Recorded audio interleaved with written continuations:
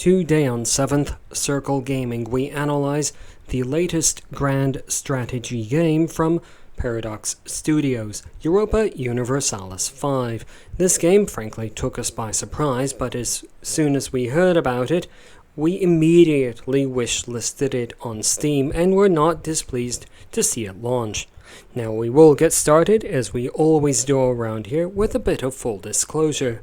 And you're welcome to read through all of this at your leisure, but if reading isn't really your thing, just let the video run and we'll get into the clips and everything else shortly.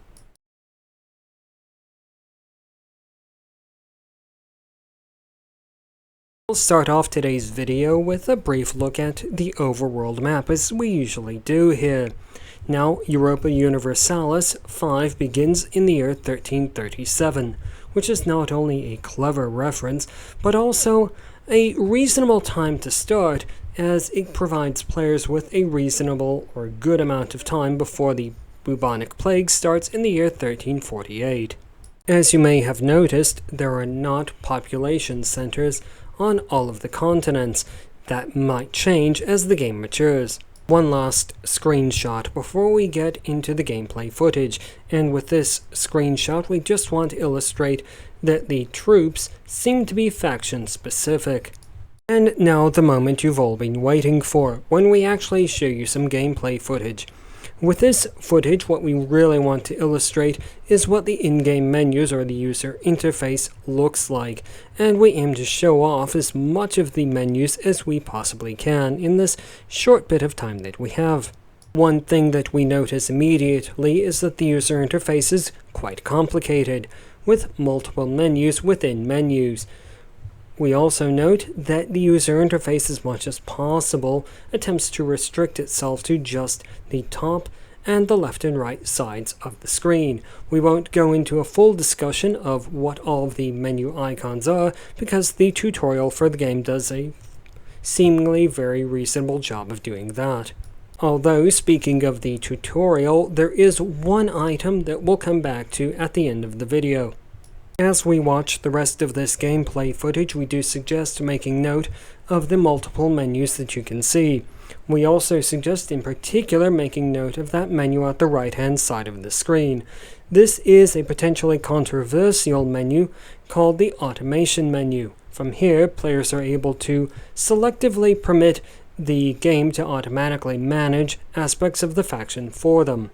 Some players may find this agreeable, but others may find it to be reducing their interactions with the game and their immersion thereby. But that's something that we can talk about in the comments section. For now, just watch the rest of this gameplay footage and enjoy it. In the category of immersion, Europa Universalis 5 has earned a score of 7.5 out of 15. Based on all of our evaluation sessions, the game really seems to rely on the first 4 items on your screen, that being presentation, player agency, statistics focus, and challenge when creating immersion. That's all for immersion, so let's now move on and talk about difficulty. Here the game has earned a score of 4 out of 15. That 4 out of 15 is obviously not a very high score.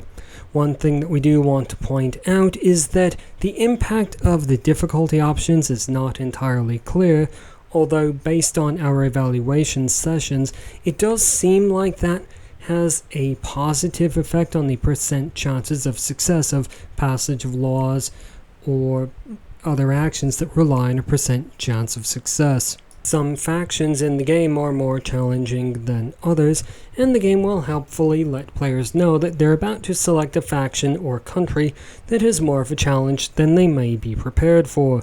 The game does allow players to create custom rule sets, although these are not as in-depth as we might like to see. As we mentioned earlier in our gameplay footage, the game has an automation feature which reduces the amount of items that players need to pay active attention to. As we saw earlier, the user interface could be described as very complex, with menus within menus.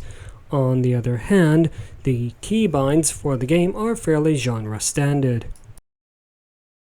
In the area of lasting appeal, the game has earned a, frankly, very high score of 9 out of 15. But we couldn't say that that's unexpected for a game like this, as there are multiple factions for players to select from. There's a strong possibility of downloadable content, and there is mod support that doesn't require creation of additional user accounts or risking potential infection by malware. Players can choose to create custom rule sets or retry the game with a different faction, attempt to make different decisions, or retry the game on a higher difficulty setting. With immersion, difficulty, and lasting appeal all covered, now it's time to discuss the overall score. Overall, Europa Universalis 5 has earned a score of 6.83 out of 15. Some players may choose to round that up to a 7, but speaking strictly statistically, it's a 6.83, which puts the game well within the upper range of the niche game sector. And that's about all the objectivity we can manage for this particular video, so let's get out the salt and get subjective. Begin with, we have some issues with the tutorial. It introduced a feature that is not activated by default.